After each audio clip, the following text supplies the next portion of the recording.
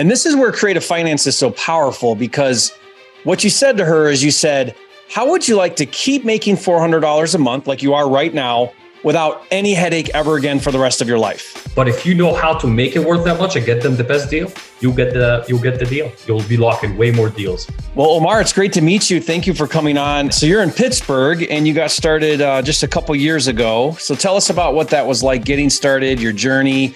How long did you go from education to taking action and picking up the phone? Yeah, absolutely. So thanks, everybody. Thanks for having me.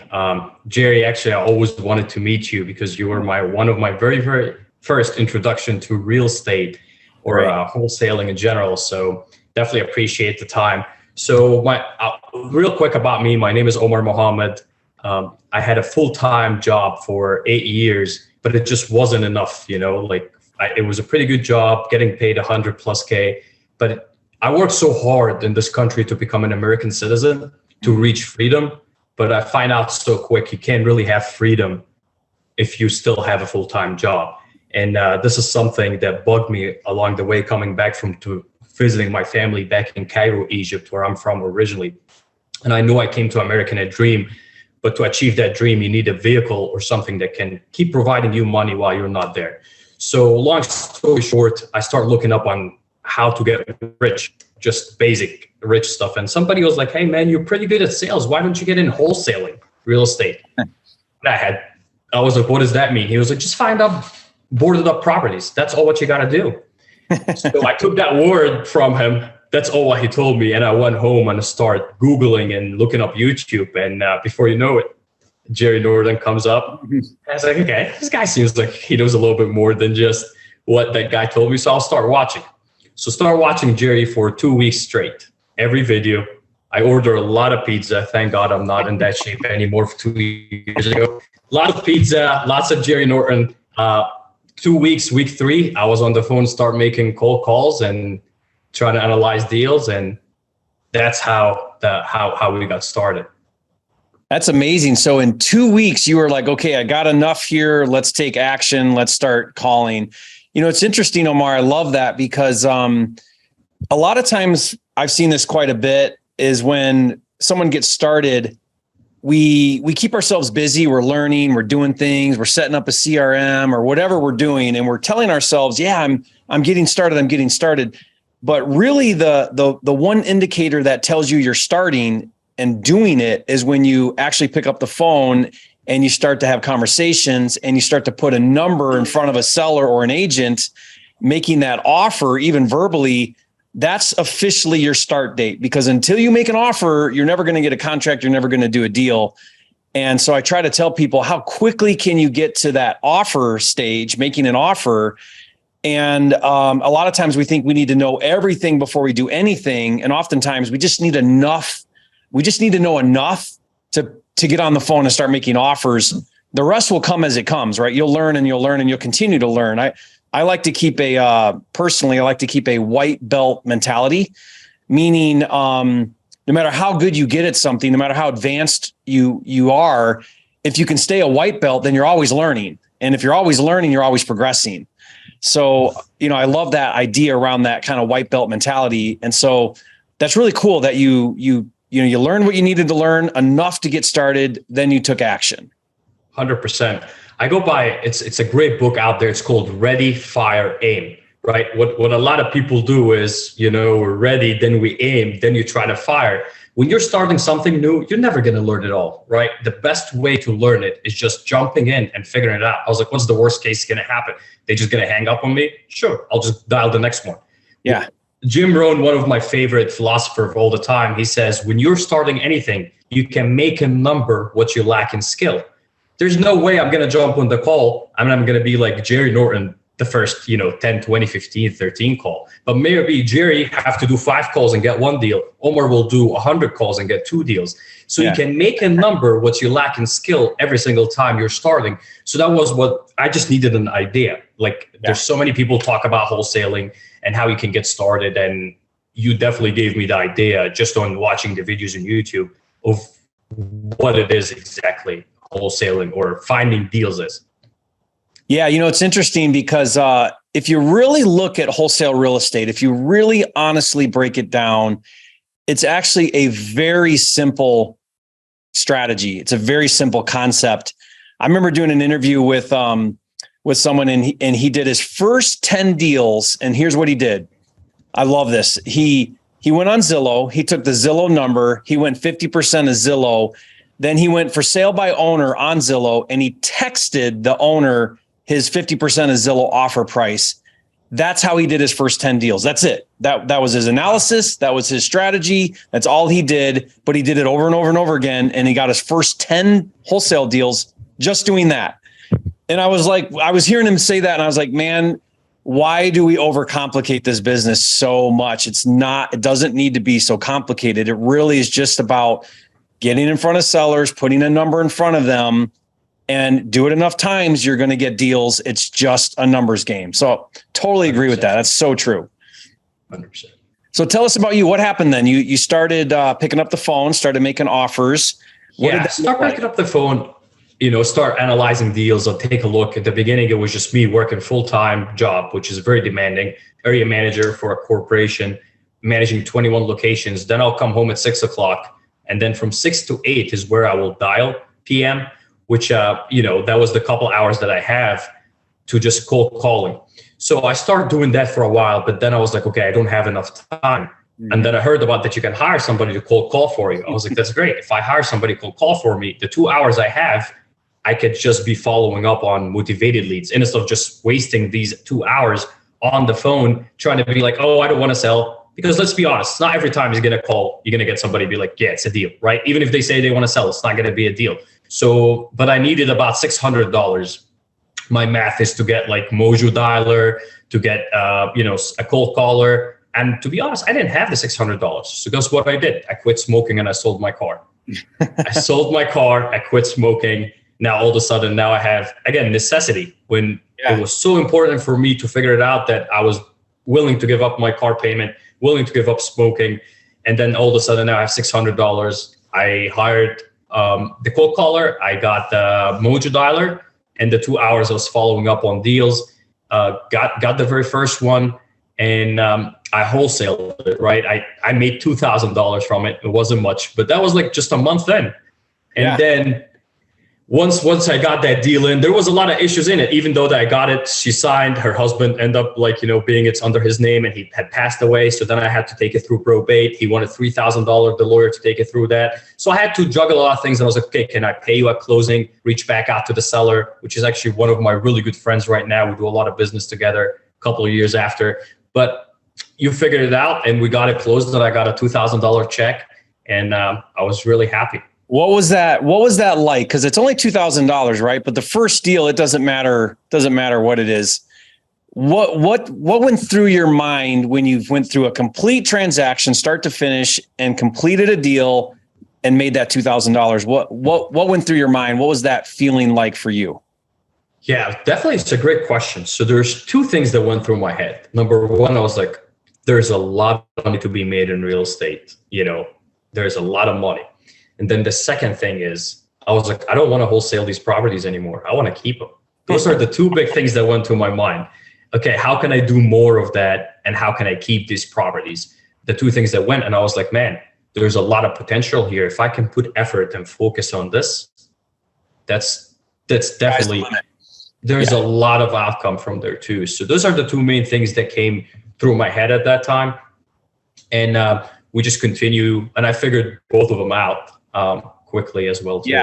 Yeah, that proof of concept is so powerful. It's proving to yourself that this is a real thing. It's not just Jerry on the internet talking about it, but it's a real thing. When you actually do it, very powerful. So I want to talk to you about this Hawaii deal you did. So, you're in Pittsburgh, right? How did you get this deal in Hawaii? And tell me about how you put this deal together and what happened.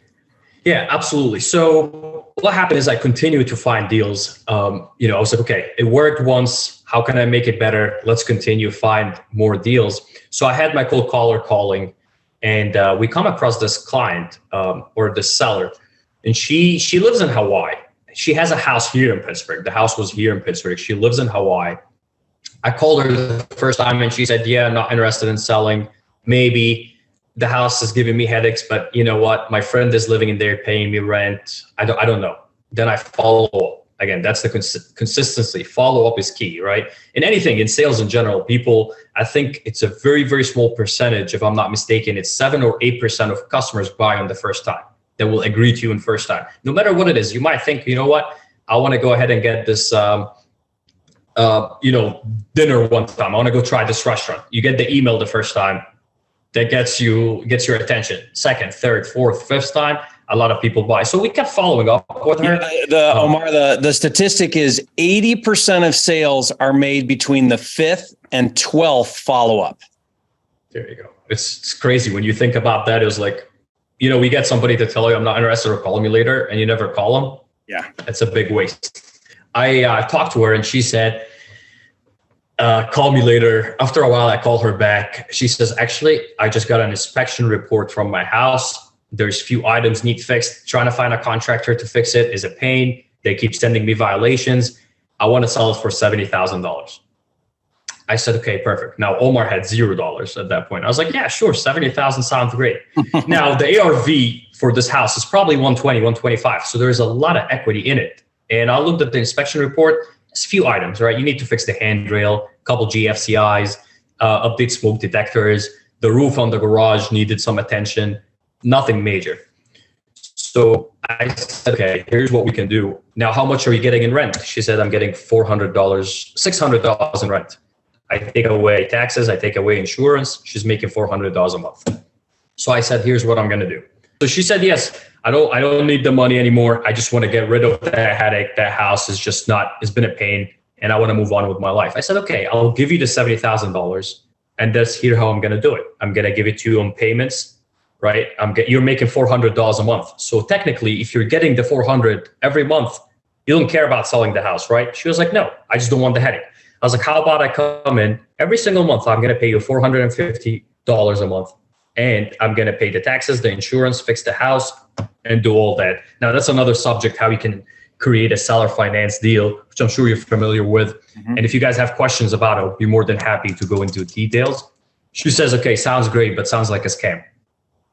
So I had to overcome that idea. How is it legal? Build it all up, brought up the contract, recorded the video like this, send it to her. She showed it to her lawyer. He was like, no, honestly, all this is perfect. And we closed it. I got the deal. I had it for a couple of years now. So you did a zero down seller finance? 0 down, 2% interest. Okay. For the $70K. You just created a $400 a month note. Exactly. So you backed into it. Yep. Okay. I created the note. I created, I put 2% interest and then I amortized it over 25 years. So it's literally $450 a month. She's getting that clear to her pocket with zero headache.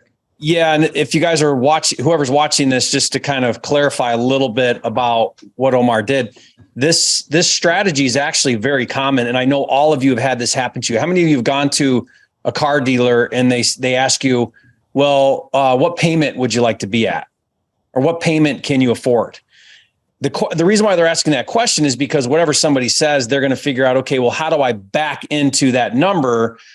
And the idea behind that is what's important to them is that monthly number, not price, not interest rate, not amortization, not everything else, but rather, hey, I like that. I like the idea of getting $400 a month. And that's all I really care about. So then what Omar did, he said, okay, well, if you want $400 a month, well, then let's back into that. There's no money down. That's going to be this price. That's going to be a 2% rate over a 25-year loan. And the terms don't matter. The payments what mattered. And that's one way to kind of present seller finance to a seller if that's what they care about. And what Omar found out was, yeah, I'm not really hung up on anything else. This sounds great. I'll do that. Right. So that's kind of where that strategy comes from, right? Is that right, Omar? Is that kind of how you put that together? Yeah, 100%. You gotta find out the issue first. What we do a lot of times, we just think about what's in our mind and what we want to get. But if you listen to what their issue actually is, her issue wasn't that she needs $70,000 cash. Her issue is she doesn't want to deal with managing this property anymore. So if I can come in and give her the $400 every single month, there's no pain for her. I solved that issue. And then at the meantime, I went there, I raised the rent to $1,200. So instead of paying 600 way, it's her friend. And I said, listen, if you want to stay, you can stay. Just the new rent, you have 6 months, $1,200. He said, cool. Now I'm making $600 out of nothing, giving her 400. So wait. Did you guys catch that? You raised the rents to 1,200? Correct. Yeah. Okay. When you first told the story, I was like, well, if you're paying her 400, that was her cash flow. Now it's a zero cash flow. But what you did is you raised the rent to market rent because the rents were way low. You raised so I looked at the rent. Yeah, absolutely. Looked at the rent, 600 for this house. It's definitely like, it's a deal. He should have never left. So when I went in, I said, listen, I'm going to give you 6 months. You either move out or I'm going to raise the rent to 1,200. And in the beginning, he said, no, I'm not going to move out. 1,200 is fair. I said, okay, you still have 6 months. I still give him 6 months. Like I was not making any cash flow for 6 months. After 6 months, I start making $600 a month. And this is where creative finance is so powerful, because what you said to her is you said, how would you like to keep making $400 a month like you are right now without any headache ever again for the rest of your life, or at least till the term of the loan's up? And she's like, wait a minute. Right now I get $400 a month, but I got to deal with this property. I don't want to deal with this property, but getting $400 a month still sounds amazing, right? So you just positioned this whole deal to her in a way that was really attractive. Where you might have lost her, and this is where I see people go wrong with this, is they're like, hey, by the way, I want to do 0 down, I want 2% interest, and I want a 30-year, or I want a whatever. And now the person's like, well, wait a second, interest rates are 7%, and 0 down, that doesn't sound very smart. They start you're positioning it all wrong. What you did is you found the pain point, you positioned it exactly to where it was attractive to her.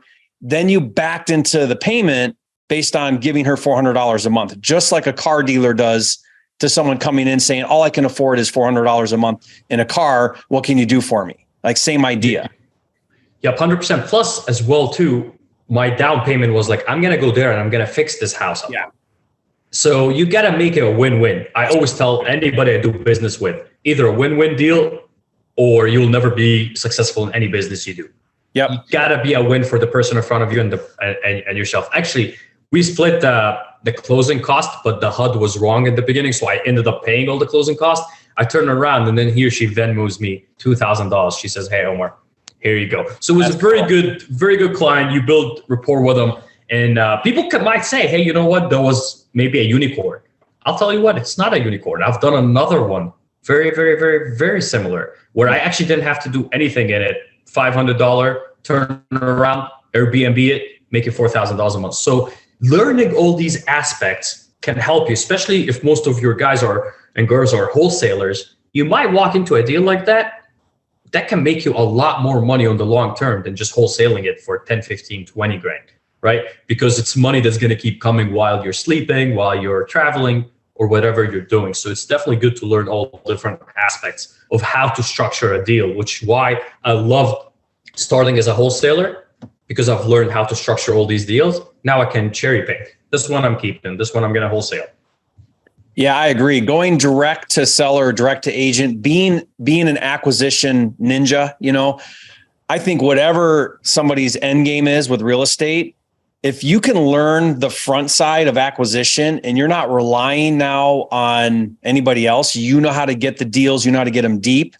And then you can do what you did and cherry pick. Like, that's my favorite thing. What I like to do is I like to cherry pick for flips or maybe some keeps. Everything else that maybe doesn't fit my margins, I'll wholesale to somebody else who it does fit their margins. And that's just a smart way to play the long game in this business. A lot of people, they want to skip acquisition because it's a lot of work. You got to make a lot of offers. You got to look at a lot of deals. But man, when you can learn that and own it and dial it in, there's nothing that can stop you from doing whatever you want in this game, because you're now direct to the deals. 100%. So that's really cool. Well, this is really awesome. I love that you're thinking outside the box. When you can really look at real estate and you're not a one-trick pony where all you do is a low cash offer, move it to a buyer. That's all I got. That's my only play. That really limits you in your market. It limits how you maximize your leads. But when you can look at things and you can say, I could wholesale this, I could do creative, I could flip, I could raise money for it, I could do all these different things, then that really makes you such a well-versed investor, where now you're maximizing all of the leads that come in. And you need to, you're spending money, it's expensive to do marketing. Once you start doing marketing, it gets expensive. You've made it that far. You're on the phone, you're talking to the seller, or you're on, you got an agent ready to make an offer. Why not think of all the ways you can maximize those leads rather than just one way? So I love that you're doing that. I mean, you're going to win so big, Omar, in this game because you're willing to think outside the box. And that's powerful. Yeah. Thank you, Jerry. And it's already showing, right? Like I can't tell you how many times I'll talk to people on the phone or ready to make an offer. And my offer is totally different than what any wholesaler or anybody or investor have reached out to them, because I know how to creatively make these things work for them and me, right? I know how to use different aspects, just like you said. And then I'll be honest with you, I'm up to 8 units. Actually, we're closing on one this week. 8 units for myself, all from just knowing. The most expensive thing in life, besides taxes, is not knowing, right? Because you can be talking to the same seller that I'm talking to, but I'll talk to them, I'll get a deal, and you'll just let the deal go. Be like, they're asking for 200K or 300K, but it's not worth that much. But if you know how to make it worth that much and get them the best deal, you'll get the deal. You'll be locking way more deals. And even if you just wholesale, like I think there's timing when you want to start holding assets. I talk about this a little bit, but like if you know how to do a novation where you're going to wholesale at retail, if you know how to do creative, you can wholesale that creative for a premium. That's like one of my big things right now I'm talking about a lot is how to wholesale creative. Buyers will pay a premium for these creative deals if they've got the right terms.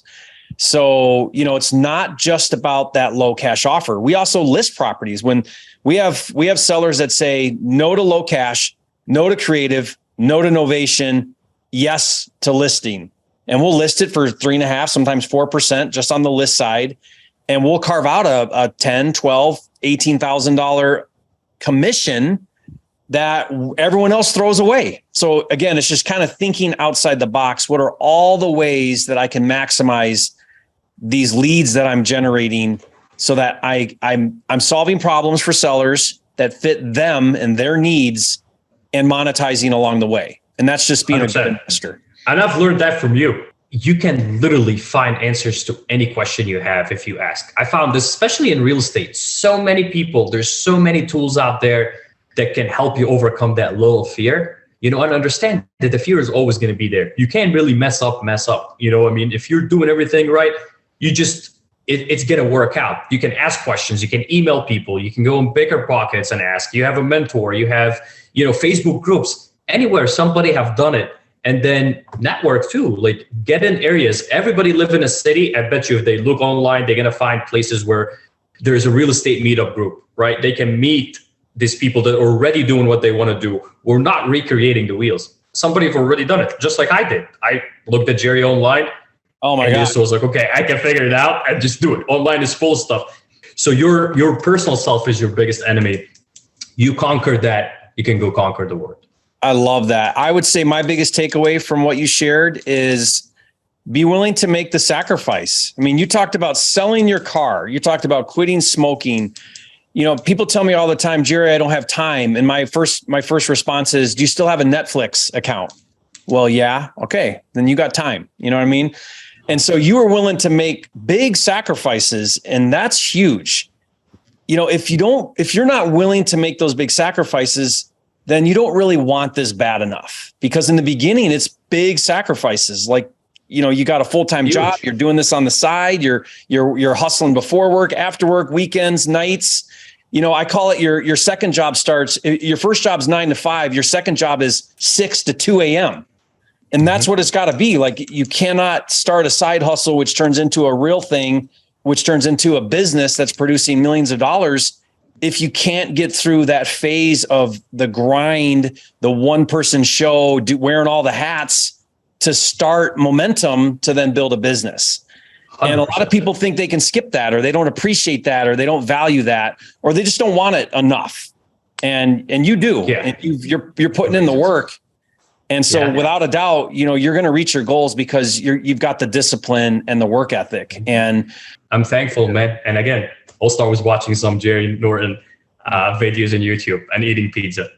Yeah. Well, I love your humility. Guys, leave a comment and say, Omar, you're a flipping genius. The good work, Omar. Super proud of you. Thank you, guys. And would love to have you back, to do another interview. Reach out to me, and maybe we'll do an update every so often, because I'd love to hear. I know with you, if I talk to you again in 6 months or a year, you're going to be telling me all these other amazing deals you've done and things you're doing, because you're just laying a really good foundation. So love that.